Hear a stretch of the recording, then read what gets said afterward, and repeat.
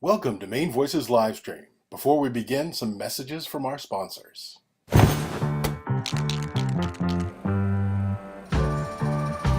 Hey Maine, how are you? Yes, you. How are you really? It's a question we rarely ask ourselves. But to Northern Light Health, how you are means a lot. So we're out here asking and encouraging you to ask the people in your life, starting with yourself. So ask away. Then connect with us at northernlighthealth.org/howareyu.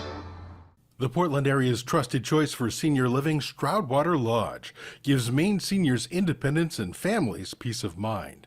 Residents enjoy chef-prepared meals, unique programming like beer brewing or classes led by local artists, along with all the maintenance-free benefits of community living.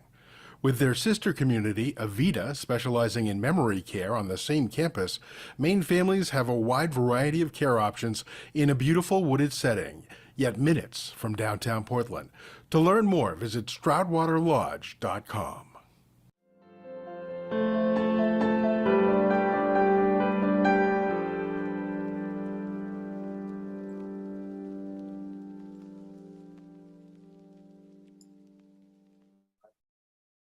Good evening. Welcome to Maine Voices Live, sponsored by Stroudwater Lodge and our presenting sponsor, Northern Light Mercy Hospital. I'm Stephanie Manning, a member of the leadership team and proud subscriber of the Portland Press Herald.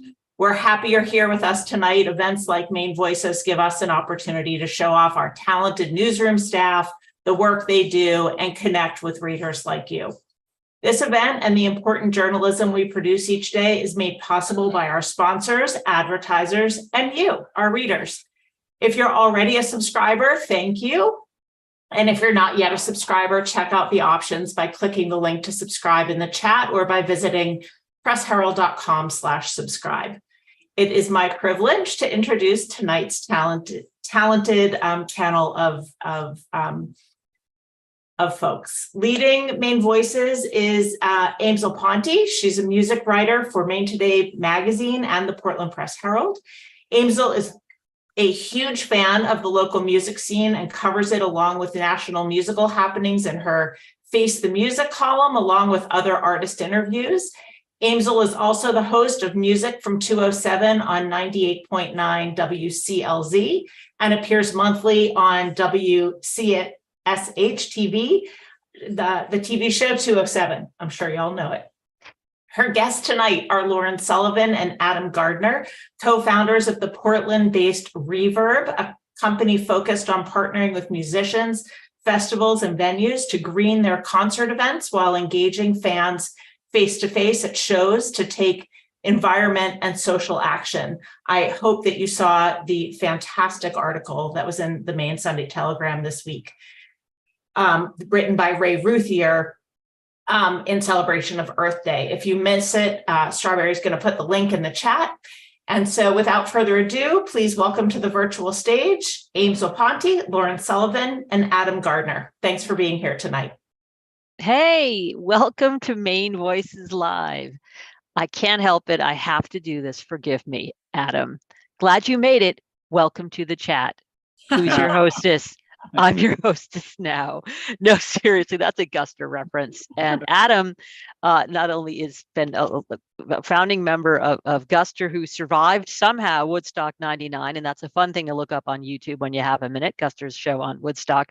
But we're here today to talk about basically saving the planet one show at a time, which seems to be like the thread of what Reverb does, which, by the way, turns 20 years old next year, which is a huge accomplishment. All right, we're stuck in an elevator now. I'm sure everyone on this during this who's logged on with us right now is an avid subscriber and reader of the Press Herald Maine Sunday Telegram. But just in case, could one of you, or could you tag team and give us like the 2-minute breakdown of what Reverb is, and then we're going to dig into it. Sounds great. Sounds great. So I'll start, and you can do the when Harry met Sally thing. Yeah. So Reverb, as you mentioned, started 20 years ago, and we started because I come from the environmental nonprofit world. Adam comes from the music world, as we all know from Gardner, And I was always interested, coming from the nonprofit environmental space, in kind of elevating the voices of charities and nonprofits and campaigns that were out there, and kind of realized that folks were preaching to the choir. There was a lot of nodding around the table in agreement about environmental issues and how we should approach them, and not a lot of kind of talking to your average everyday citizen. So for me, it was about, how do we get a megaphone to shout from the rooftops about these really important campaigns out there? And Adam, meanwhile, was lamenting the fact that the music industry, kind of especially 20 years ago, was incredibly disposable: styrofoam, plastic cutlery, and plastic bottles, and all the things we've seen, and diesel powered buses, and was feeling that dissonance between our life at home as environmentalists and his life on the road. And so it was kind of that mashing together of our world, saying music is the perfect platform from which to kind of shout from the stage, in essence, and use that connection with fans and artists to talk to folks about environmental issues and get them plugged in to take Sure. action. Anything else you want to add? I was just trying to keep in your good graces while I was wooing you and we were living together. Highly effective. I was not an environmentalist when when I started playing music, and it was really through Lauren and living and loving her and wanting her to love me back that I was like, all right, I'll do these things and live a certain way at home. And obviously it just also made a lot of sense. And I was like, okay, I get this. And so, yeah, just that dissonance between what we were doing when we were living together and what it was like out on the road, and talking to other bands. While she was in her circle of environmentalists all agreeing with each other, I was in a circle of artists that were all shrugging our shoulders at each other, feeling badly about our negative impacts out there on tour. And so at the time, we were opening up for bands like Dave Matthews Band and Maroon 5 and John Mayer. And I was having these conversations with these artists, and we were all feeling the same. So I think I just kind of came back from tour one too many times, complaining about what a mess it was out on the road and how other artists felt similarly to the way Guster was feeling. Like, we nicknamed our tour bus the Earth Eater. Like, we felt badly, and we had to kind of joke about it because we didn't know what else we could do.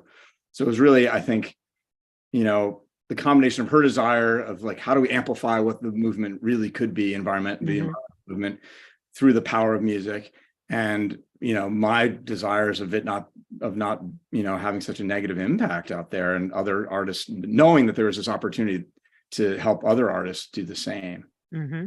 And then something to add to that, just to give a nod to kind of the legacy of part of this movement in the music industry, is that Sure. we were talking about this sort of stuff, and then it felt like kismet that Adam's sister Lori sent us this pamphlet about Bonnie Raitt's Green Highway, and she had groups out, and she was doing biodiesel and doing all this amazing environmental stuff on her tour. And so it was really Bonnie Raitt who was kind of leading the charge with all of this, especially with the anti-nukes movement and all of that. And so, I got the gumption over time to give her manager a call, who I know had worked for Greenpeace in the past. I had worked for this organization called the Rainforest Action Network, and finally got the gumption to call her and say, this is who I am and where I come from. This is who my partner is and where he comes from, the music world. How can we connect? And she was like, you know what? We're not using Bonnie's gear. Take our road cases. We've got a nonprofit, can be your fiscal sponsor, and I'll help mentor you. And it was like, hung up the phone, and that's really how it started. So it was Bonnie That Raitt. was a good call. It was unbelievable. That was the mother of good calls. Yeah, so I it mean, it's took like you're passing on the torch. And now, I think about how I read in my colleague Ray's article that Billie Eilish, who's got one of the biggest platforms on the planet of any human being who walks amongst us mortals, and Reverb got together, you guys hooked up with her management or however that all works, and you raised almost $1 million. I mean, that's just phenomenal. So my question is, like, how important, let's get into this. I mean, I think about people like Greta Thunberg, these young people who are actually bridging the gap between this apathy that many of us have lived through and experienced. Well, I'm just one person, what can I do? I mean, I guess I recycle, but I mean, do you agree that the young people are really, not to say carrying the torch, but are using their platform in a way that is actually moving the needle on things?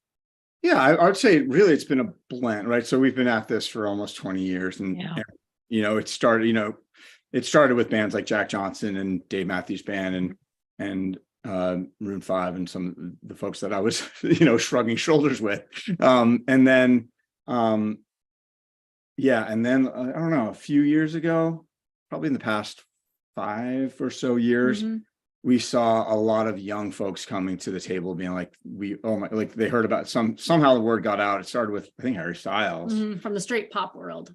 It's different. So all of a sudden we're working with Harry Styles and Shawn Mendes and Billie Eilish and the 1975. And and I think the difference there was the sense of urgency and the wanting to go for it, where before we would take a little bit more of like hey, we'll meet you where you're at, and we won't, like, here are the things we're working with you on this. We're not here to like blow a whistle on any of this. We know it's a mess. Like we're here to help. Sure. We were always very like Tiptoeing. not timid, but like, just trying to be respectful, where they're like, we want to do it. What can't we, like, let's do everything. Like, let's do as much as possible. And that was a message that was definitely coming from the younger artists more than the older artists that might've been a little bit more set in their ways. Sure. And with, the average concert goer, I'm not going to speak for all of them, but I'm somebody who goes to, an obscene amount of live music. I actually care. There's time I was kind of apathetic, and I didn't know, not that I complete ignorance, and we know a lot more now than we did 25 years ago about climate change. So now I am concerned about the waste with touring shows and these big shows and the recycling and the cutlery and all that stuff. Would you say that you've noticed a shift with concert goers and how much they care about these issues? Yeah, for sure. 100%. Yeah. And also the biggest shift that we're seeing that only really happened, frankly, I think, since COVID. Yeah. The shutdown allowed the industry to really be reflective and looking at how we might come back on the other end of the shutdown and do it in a way that's better. And there's a lot of time for us to obviously talk to people in the industry while they were waiting for live music to come back. So there's a lot of momentum within the industry, not just among the fans, but actual, executives in the industry that could make big decisions that would have huge impacts. So we're starting to see partners, like Universal Music Group, one of the largest, if not the largest, making real moves and actually engaging us to help them, which is fantastic. It wasn't always, and more, even some radio stations are coming back. WCLZ was an early adopter, so carbon neutral. Yeah. That's right. And that we've been doing that for a long time now. Like, CLZ was really one of the earlier adopters of this outside of like the artists. It started with the artists, but it's really turned way farther than that as far as labels and like radio stations like CLZ and agencies and management companies looking at their own carbon footprints and venues and festivals. So it's been really great to see a huge upswing in momentum and interest and passion and urgency to really make real change happen and not just give it a little lip service and move on. I think about, I was thinking about this yesterday, or no, I was thinking about this morning when I found out I was doing this about touring. I was equating at any given time, you can't imagine how many planes are in the sky at any given time. It's like an alarming amount, like how the air traffic control, how that all works, like holy smokes. Then I think about how many bands are on tour at any given time and how there's just caravans of tour buses. And is that one of those things, those behind the scenes things that the average person like me doesn't really have a full grasp on? Is that something that the routing of tours, is that something that people think about when they think about carbon footprint as a touring act? Like, well, we've got to be more mindful about routing because it doesn't make sense to drive from Boston to New York and then to New Hampshire. Like, is that part of it?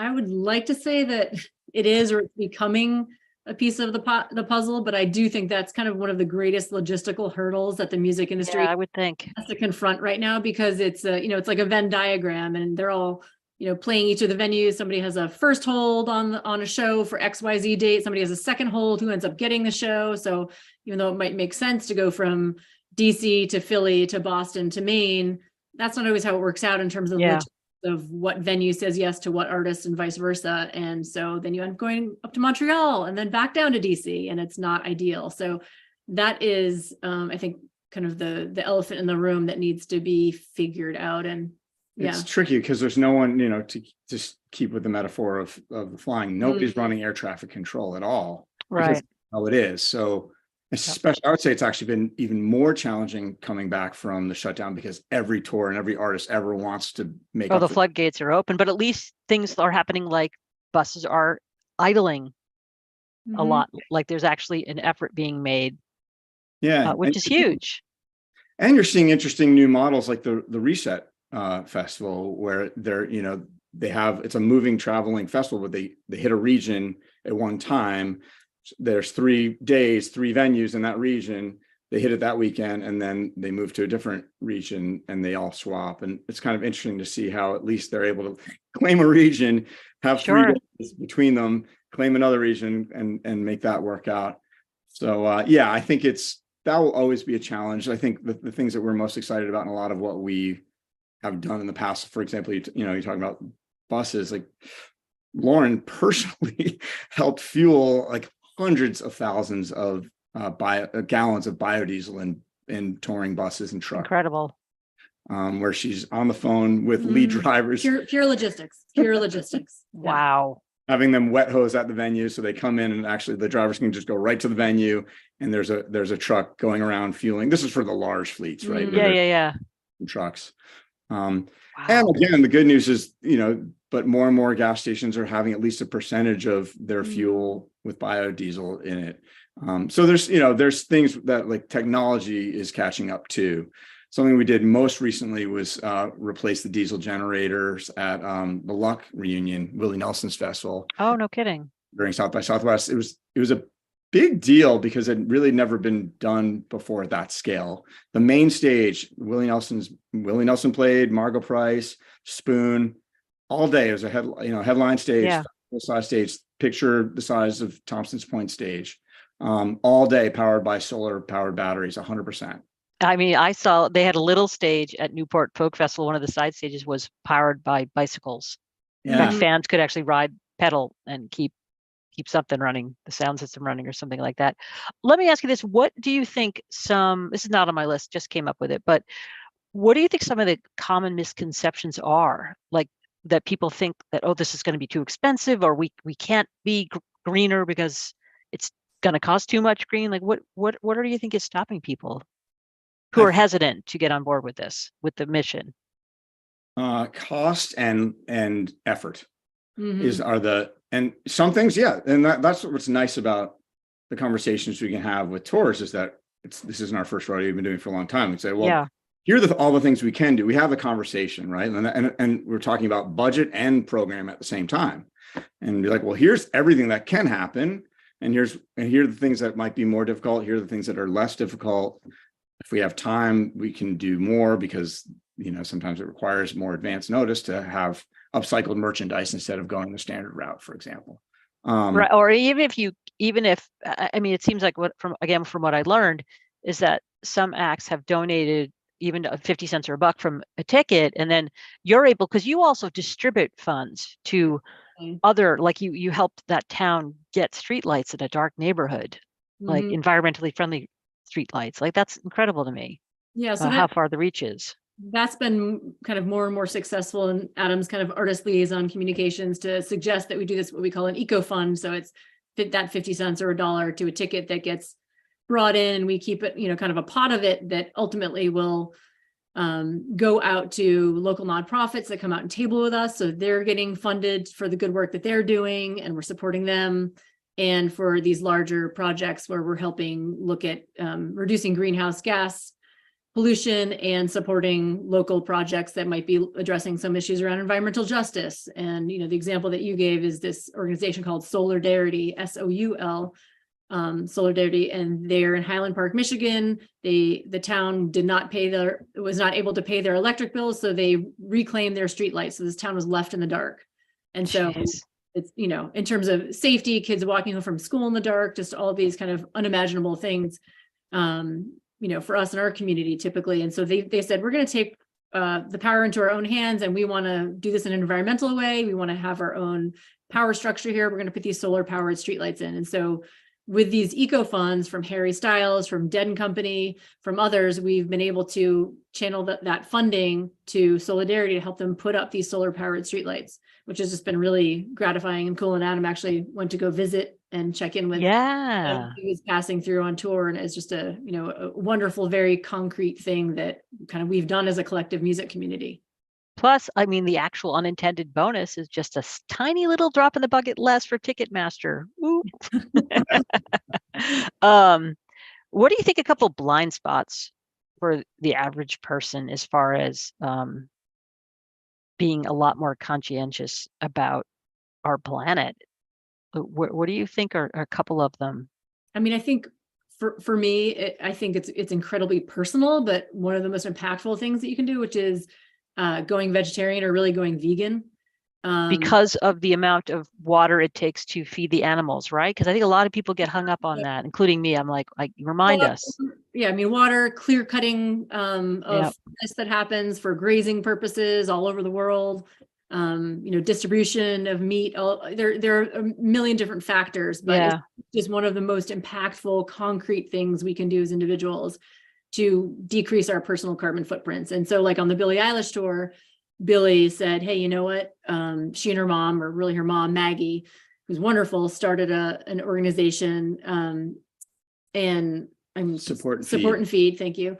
That came out and was part of the tour and pushing fans to take a vegan pledge and, you know, kind of learn more about veganism. Their entire family is vegan. And so it was this, oh, Billie Eilish is doing it. Her mom's doing it. This is really cool. I'm going to take the pledge. And they also said, as a mandate, as part of their tour, said to concessions at the stop, every stop along their tour, we want to have a vegan option at concessions.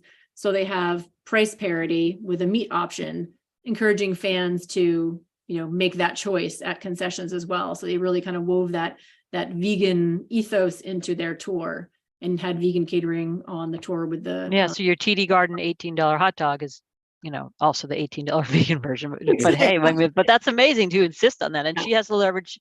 She and her team have the leverage to do that. That's the key. Is they're willing to use that power and leverage, not only to engage millions of fans to participate right there at the shows like Lauren's describing, but also to engage the industry around her to change, and to make those changes in concessions and elsewhere. Like there's a number of things. Another standard practice is what we call a double pour, right? So picture getting a canned beverage that if you're up, you know, if you're on the floor, or even in some venues, it's anywhere, they pour that into a plastic cup. So now you have one drink and two disposable containers. That's insane, especially at a Billie Eilish concert where, you know, I have to worry about people throwing stuff. So we were able to nix that. And again, that's having time on our side where we're able to work with promoters and venues far ahead of the tour. Even actually at booking, we made some of these requests and requirements. So what happens with the beer? Like, what do they do? They didn't pour it into a cup. They would just give it to you in a can or wherever it was. Oh, all right. Yeah. So not using that second beverage. In some places, if they could actually just start with, you know, with at least in one, if they're not automatically in cans, but then pouring into reusable cups and some of that, we try to do that too. I want to go back to the vegan thing for a second, just to give you some of that impact. So on Billie's tour, it was also it was vegan catering backstage. So just great. So just from the backstage catering, I'm just looking at some stats right here. 8.8 million gallons of water were saved, 321,000 pounds of grain, 240,000 square feet of forested land, 123 tons of carbon, and 8,000 animals. Well, because a tour of her scale, 100-city international tour of an artist on her scale, there's what, 150 people in that crew all told, at least, or something? I don't know. I think it's actually, it's smaller than that, but yeah, all right, but it's a lot of people who have to get fed every day, and exactly. So just imagine if, you know, her fans. So on that tour, one of the other asks at the Action Village. So for those who aren't familiar with it, so we set up this whole Action Village in the concourse.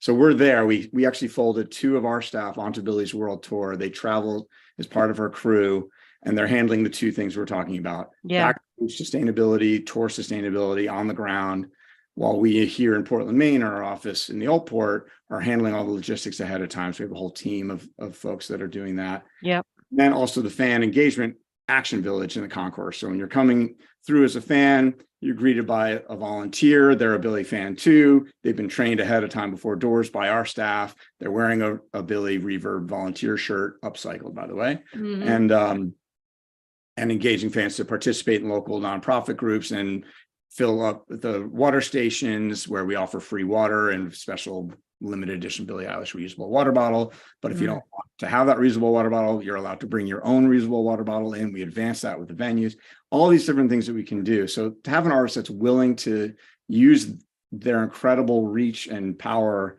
to engage their millions of fans and then also change the industry that surrounds them, it's huge. And she did that with a record label too. She, the vinyl that she released of her most recent record was of the original version. That's the black vinyl was made of recycled vinyl. Oh, I didn't know recycled vinyl was a thing. Wow. But we had her ask the question of her label and they're like, yep, we can do that. And then her colored one, they called it a zero waste release because they were able to take the scraps from the special swirly colored one, limited edition, and make the second pressing from the scrap. Sure. I had a couple of questions come in on the topic, so I'm going to ask them. Somebody's asking, any items, products you're discarding at a concert that you hope or wish someday can be recycled or accepted at a location to be recycled? What's used at a concert that you hope can be recycled? I mean, I can speak to some of the things that we do kind of behind the scenes that, that are, I think, interesting. Guitar strings for one. So artists changing their guitar strings out. So we donate those to an organization that will turn them into jewelry. So that's a great thing. And then another is when all the touring party go to their hotel rooms on their, evenings or days off, toiletries typically, once you've cracked the seal, or even if you haven't, sometimes the cleaning crews take them and replace them, and those are discarded. And so what we ask the touring party to do is, hey, take your toiletries, bring them back. We'll have a bin to collect them backstage, and then we're going to donate them to homeless shelters along the tour routing. And so we're, just taking something that would typically be garbage and channeling to. And that's great, because that's something that like the average person would not even be on anyone's radar. And when you do all these, this stuff adds up and actually is helpful. Somebody else is asking, and we've touched on this, but here it is. How difficult is it to green concerts at huge arenas like the TD Garden versus a place like Thompson's Point or other smaller venues? I think it comes down to the operators at the venue, what they're down to do and what they're not.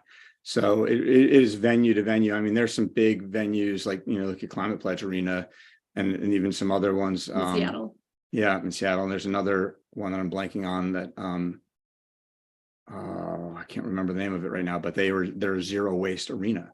So they're not anything into the landfill. It's all compostable or recyclable. So anything like all the stuff that people are buying food on, that's all like, that's great. Yeah, I went to a festival in Colorado that every single thing there's zero waste.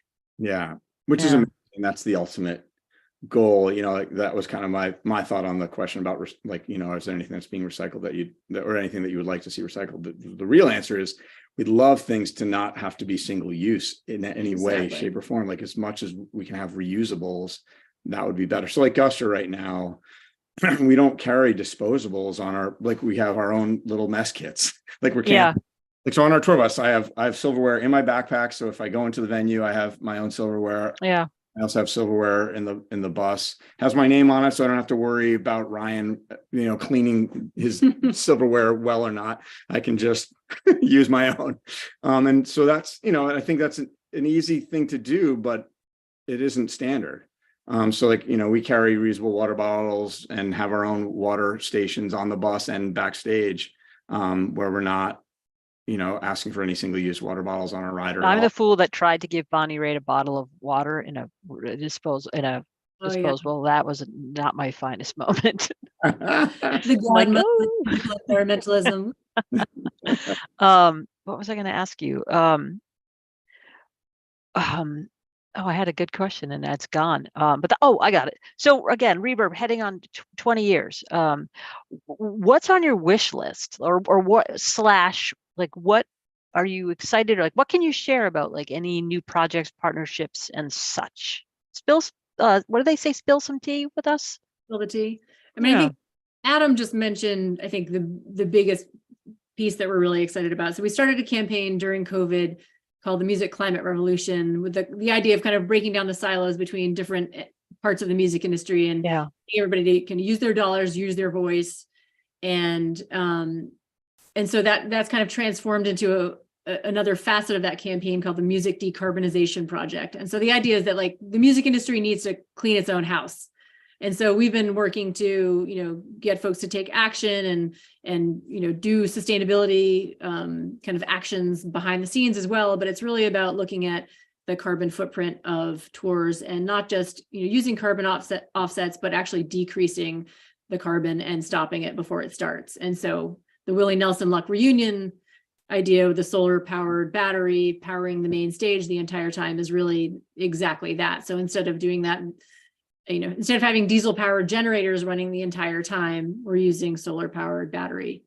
So elements like that, I think, are the most exciting about, how do we clean up our own house and examine those elements first. And then one other thing I want to mention, I think Adam wants to speak more to that, but is we are doing this fan travel survey. So the lion's share of the carbon footprint of any show or tour is the fan travel to and from a show. It's like anywhere from 40 to 90% of the carbon footprint is from the fan travel. Sure. So what we're doing now on many of our tours, and we've been collecting data for about a year, is this fan travel survey. So asking fans when they arrive to Billy's show or, Dave Matthews Band show, hey, how did you get here? Who did you travel with? Did you use a train? Did you use the subway? Did you, or did you travel with friends?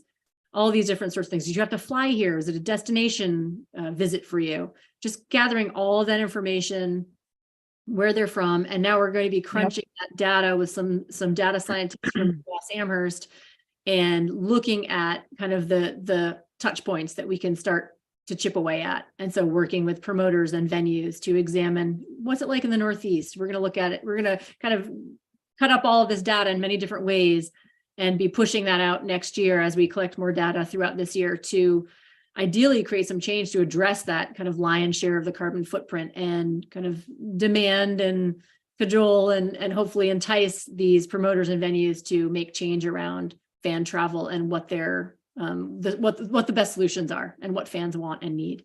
Let me ask you this, environmentally, I'm going somewhere with this. So I take the bus a lot when I go to Boston, and I'm going to actually take the bus in a couple of weeks to see Natalie Merchant. And I'm assuming that, like, taking the bus is better if 20 people like me took the bus and came back, rather than taking 20 individual cars. Is it safe to assume that is better for the environment? Yes. Absolutely. Yes. So what I'm getting at is, like, to extrapolate it further, like, this might be the kind of thing where you eventually start having conversations with people like Amtrak and Concord Trailways, saying, like, hey, did you know that in 2022 there was, like, if you have data to throw at them, like, can you make another bus run an hour later than your last one? Because I know Amtrak does, the Downeaster will do a late train that leaves, when there's a special event that'll leave at like 11:30 at night, which is great. And I think for any of us that have been to Xfinity Center down in Mansfield, Mass, it's a veritable nightmare getting in. I have PTSD from driving home from Alanis Morissette a couple summers ago. So, like, that whole scenario that it's not urban, it's not in an urban setting. There's thousands of cars basically idling. It was terrible. It's terrible. It's a terrible terrible fan experience. It's terrible for the environment. It doesn't work. So, looking at solutions to, maybe we're incentivizing carpooling, maybe there's preferred parking, maybe we're building in a shuttle system from the closest. Or I'd pay, rather than paying $50 for parking, which is ridiculous, I'd pay $50 for a bus, like a charter bus or I don't know. What about, go on. Too. I was just gonna say, it's also a fan experience that could actually become a really cool and fun thing. Oh yeah.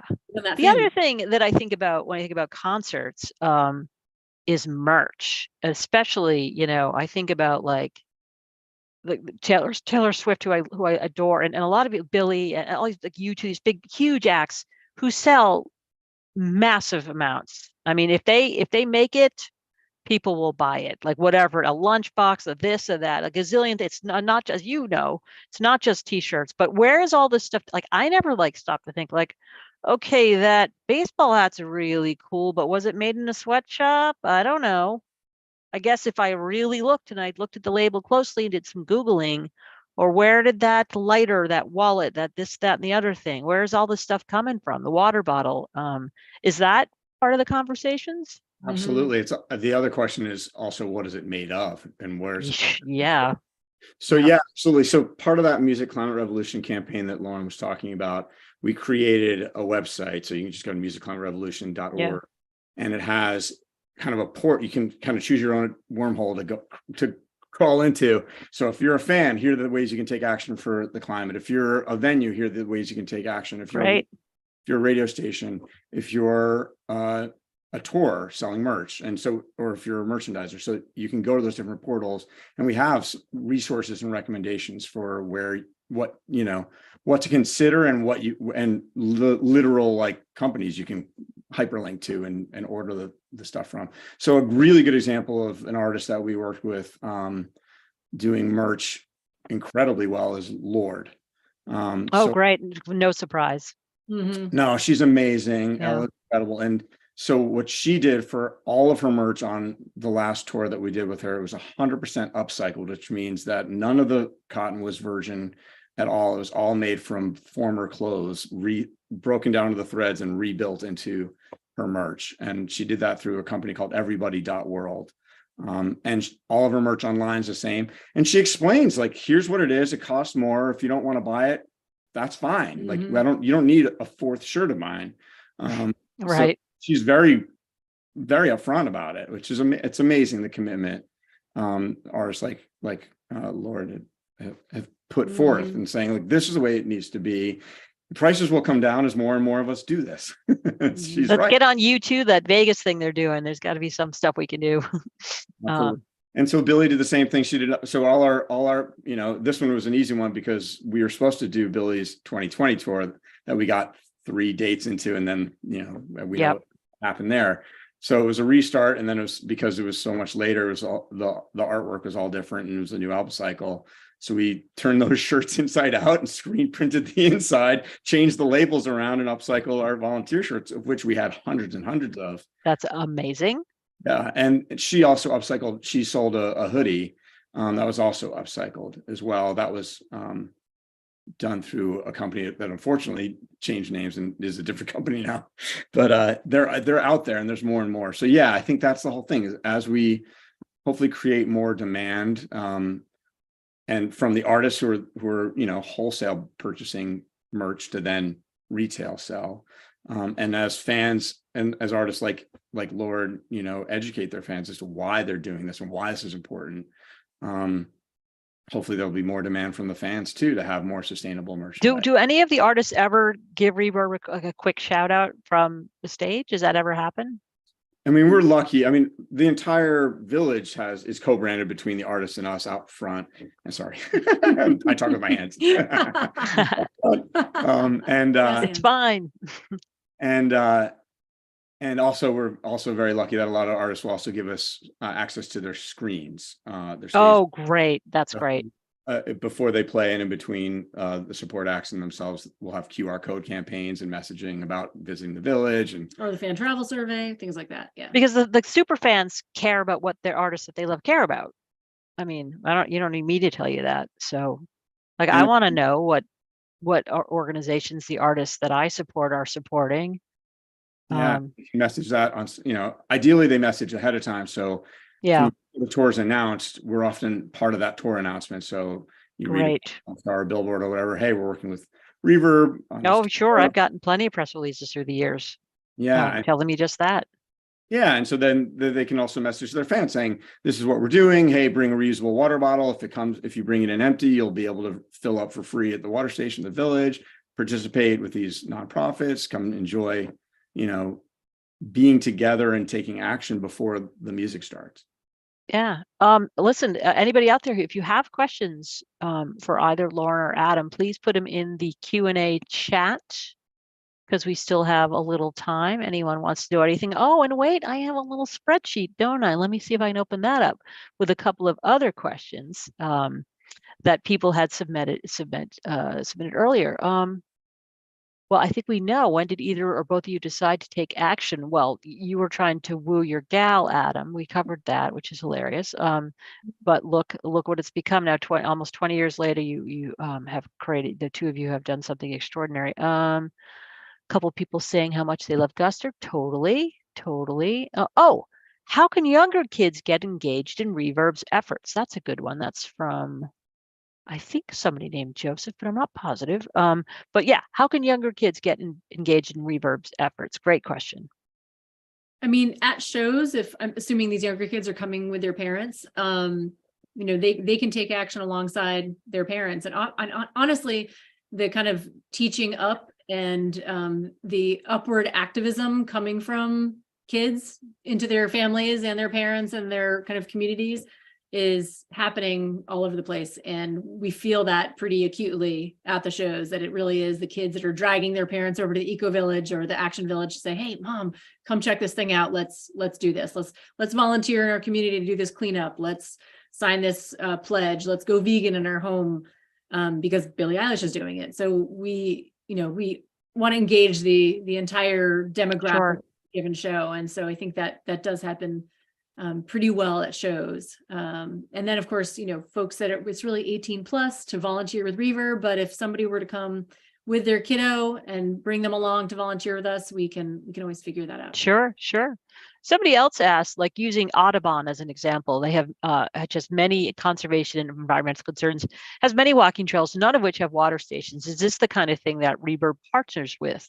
Do you partner with not maybe specifically Audubon specifically, but just in general? I mean, it sounds like you kind of do because you help those folks with the street lights. Yeah, I mean, we basically try to, through some of this eco fund money that we'll raise, or through inviting folks to come out and connect with fans at a show and meet this kind of group of people, music fans that they wouldn't normally get to connect with. That's really how we kind of amplify the voices of different local and national nonprofits.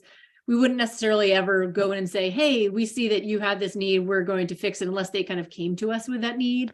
So organizations, there's a mechanism that people can, through your website or whoever can reach out to you and say, hey. Yeah. If hey, we want to come out and table at a Reverb show, we're here in Portland or we're based outside of Boston, we definitely loop people in that way. And organizations that are excited to be out there to meet with music fans, we love to help them amplify their work and get folks tapped in for sure. And then great. Yeah. Two have come in. Who was the most helpful partner when starting Reverb? Political, other nonprofits, the artists themselves? Yeah, I mean, there's definitely a list of folks on the artist front, hands down. I would say Guster, obviously. We borrowed the Guster van for our very first tour.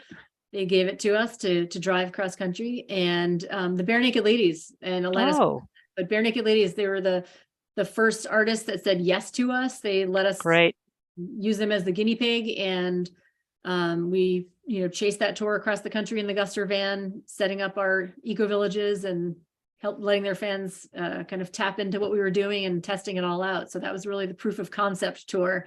And we've continued to work together with them. Like we'll be on our tour this summer. Yeah. Oh, that's great. And then I was going to say somebody that we met with and met early on through a kind of a friend through Dave Matthews Band. Dave Matthews Band Collective have been amazingly supportive throughout the years, and we continue to work with them. But we're also introduced to Gary Hirschberg from Stonyfield Farm. He was one of the folks that actually kind of helped talk us through some of the concepts and helped do some initial funding of our tours and all of that. And so he was a great kind of mentor and ally. And then again, Kathy Kane and Bonnie Raitt were the epitome of all of that. And then honestly, some family and friends, some of whom were on this call tonight, were some of the folks that cut checks to say, we believe in you and try this out, that very first tour. So thank you to our friends and family, because they really did allow us to take the leap to try this whole Reverb thing out. Oh, that's great to have people believe in what you were doing so early on. Got another question. I'm not sure what nationality this person is, but their name is Anonymous Attendee, perhaps Italian. How about your volunteer program? How successful is it? Wildly successful. It's great. It's the lifeblood of how we do what we do. It's really this community of music fans that then say, hey, you know what? I love service and volunteerism. I want to see a free show. and they come to our shows an hour before doors. We have our on-site coordinators that are out on the tour, as Adam mentioned. They'll train them up on the issues and the nonprofits that are there that night, tell them about what's happening and how they can speak with their fellow fans to entice them to come take action at the Action Village.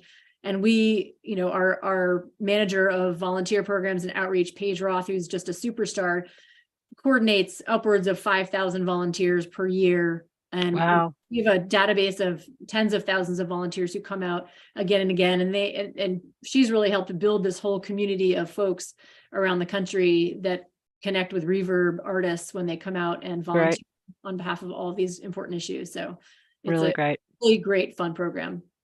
I would say really a vast majority of Reverb successes are from the volunteers. As Lauren said, Exactly. like they drive it, especially obviously anything that happens at the shows. So for example, eliminating over 4 million single-use plastic water bottles at concerts alone, that's done because the volunteers are there saying, hey, here, have you, you don't need to buy that $12 bottle of Dasani or whatever, like come over here and you can fill it for free. And here's a reusable water bottle that you can donate for. And these proceeds are going to the local nonprofits that are here tonight.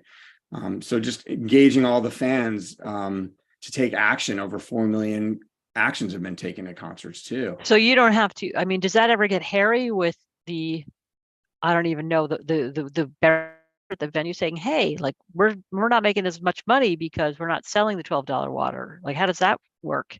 They found there's a displacement factor. I think they drink our water, but then buy more beer. So it's actually not really an issue. Well, it's a good thing they're taking public transportation then, isn't it? It is, indeed. It all works. You see, it's a master plan here. Yeah. And then, of course, if the artists are selling out the venue and they say, this is an important part of how we're doing what we do, and we want to have these, this rock and refill program with the reusable bottles and free filtered water, the venue goes, okay. And that's a lot of it. So it's the artists using their kind of power and voice to create change within that concession system. And there's been enough of that happening now where, promoters like Live Nation are in their own water stations because they understand the value that gives to the fan experience. So maybe that helps make up for the long wait on the way out of the venue, of sitting idling to try to get out of their venue. But yeah, I think that's one of the nice things about our ability to be nimble and to be able to almost be a pilot program for these larger promoters like Live Nation and AEG, to be like, hey, fans like this and they're participating in this, and concessionaires it's not killing them. So let's do this. Now, now you're getting me really, really into this. So what about like the bathrooms with like paper, paper towels and toilet paper? Are any places open to only having recycled versions of said products? And we just mentioned Live Nation. So one of the first things they did when they launched their Green Nation initiative was to look at the bathroom paper products. Yeah. Both on paper towel and the tissue, the bath tissue. Yeah, good. As we're starting to wind down a little here, in terms of time, and again, there's time for a couple more questions. If anyone has them, put them in the chat. Well, this is a whole other thing, but I'm going to ask, this is a thing we need another hour for, but have you considered taking on sporting events along with music venues? There actually is a great kindred organization called the Green Sports Alliance that is right. They're wonderful and doing this at the arena level. And there have been, conversations between our organizations because obviously rock shows happen at arenas and right, doing good work there as well. So there is a Green Sports Alliance, which is spectacular. Excellent. Thank you. I'm very happy to know that exists. Could you just offer us a couple of, thank you for putting that in the chat. A couple of just kind of, not to say quick and not to say easy, but things that everyone on this call can do. Like, is there one thing, like starting tomorrow, I want you to just tell us like one thing that we could all do, whether you think it's big or small, that we can kind of help the mission of Reverb. I mean, not necessarily the mission of Reverb per se, but which is, our mission is to put ourselves out of business because we're no longer needed, because the earth is a and vibrant place forever. But yeah, I mean, my answer typically these days will always be just eat less meat. Like, don't eat red meat. Don't eat red meat, or go vegan one day a week. See how that feels. better for you. You live longer. Check out the statistics. It's, works well for everything, everyone, every creature, everybody. So that's what I would say. Yeah. Adam, how about you, Adam? That's a good one. Maybe just because we're parents to kids who often forget, but simple things like turning off the lights makes a difference and saves you money. Mhm. So I think making sure you're like just aware of, like, anytime you turn on a key, or your car is running, or you hear the boiler going off in the basement or whatever, just being aware of, like, okay, there's pollution that goes up into the air every time you turn on a light or have something powered, or if you're leaving your phone charger in the wall or an appliance plugged in that has like vampire powers is one of the ways of looking at that. So, even some simple things, even though it feels like it's too small to make a difference, if everyone's doing it, it does add up. Sure. And it's an easy first step. I think we've always said, like, our philosophy is like, everybody doing a few things is going to have a lot more impact than a few people doing everything. And obviously there's very big problems and there's very big issues, and it's often easy to feel hopeless and helpless as an individual when you're facing something as huge as climate change and the climate crisis. But that's the only way anything's going to get done, is if we all do things, and obviously coming together and using our voice and influencing, looking at our spheres of influence, whether you're a kid and you're trying to teach up, like Lauren said, to your family and changing the way you shop or behave at home, to your school system or your workplaces or your communities or your government representatives. Amen. You have power. And I think the beautiful thing that we've witnessed firsthand is people taking action at concerts and feeling that and going, oh, okay. And there's this feedback loop between hope and action. And the more action you take, the more hope you have, because you see its impacts. Yeah. I mean, it builds on the momentum builds upon itself, which is a wonderful thing. May also give you a minute for the fun of it. So tickets are going fast. August 11th at the State Theater Gardner on the Ocean. So it's on the August 11th at State Theater, and then the big thing on August 12th at Thompson's Point. I mean, this is a whole big thing. And how many years is this? The fifth one or something like that? I've lost track. COVID disrupted it. I can't remember. Yeah, I can't either, but something like that. I mean, you're bringing Lucius to Portland. Thank you. If nothing else, thank you for that. Thanks. Yeah. So this is we've been doing it a number of years now. I think it's our first time in 7 years because of the COVID thing. Sure. And this one's it's actually 3 nights. So Friday night. Yep. Friday, Saturday, Sunday. Yep. 2 Thompson Points. Yeah. And it's super fun. It kind of came out of, Lauren's the Mainer, I'm from away, and just fell in love with this state, and I'm so proud to and privileged to call it home. Me too. Yeah, I'm from Massachusetts, and in fact, you guys met in Medford, if we're going to pronounce it correctly. Indeed. A couple of kids out of Medford. But 3 days, Ballroom Thieves, Oshima Brothers, some local acts down there. So that's going to be really, really awesome. Yeah. All right. Do we have any last minute questions? Thank you, everyone, first of all, for hanging out. Thank you for giving your time to us, Adam and Lauren. Thank you very much to our sponsors who help really make this happen. And any last minute questions, put them in the chat, everybody, while I secretly Google the next one that I'm going to tell you about to mark your calendar for, because, here we go. How quickly can Aimsel Google? Oh, here we go. Here it is. All right. The 17th of May. Am I looking at this right? I'm probably not. We are having a very special interview with former features editor May 16th. Former features editor. She was my editor for a while. She's written an incredible book about motherhood, but not what you think. It's incredible. So May 16th, Chelsea Conboy at the Portland Museum of Art. So this is so cool. So that is the next Maine Voices Live, and I'm assuming, this is going to be in person. Very exciting. So Chelsea's great, and I've heard only really incredible things about her book. So that is something to keep an eye on. Oh, and there's a survey. All right. So so if you look at the chat, folks on the call on the Zoom, there's a survey. We want to know how we did and ideas for other Maine Voices Live. Adam and Lauren, thank you so very much. What Reverb is doing is so important, and it's so great that we get to say that, it's based here in Portland, here in Maine. I think if I'm going to ask a question to my good friend and person who makes literally everything happen. Thank you so much to Strawberry. She's behind the scenes. She does literally everything. None of us could function without Strawberry. So Strawberry, you have to tell me in the chat if there's anything else I'm supposed to do right now. Otherwise, we are all going to just shuffle off into the sunset and think about what Adam and Lauren told you tonight, because it really is, as cliche as it sounds, it really is up to all of us to to do our little things, because collectively we can actually make positive changes, and that's what Reverb is all about. So keep up the very, very good work. And thank you everyone for joining us for Maine Voices Live. I'm Aimsel Ponti, and in behalf of everyone here at the Portland Press Herald and Maine Sunday Telegram, thank you and Thank you. Good night. good night. Thanks, Aimsel. Thank all. Take Thank you. care, everyone.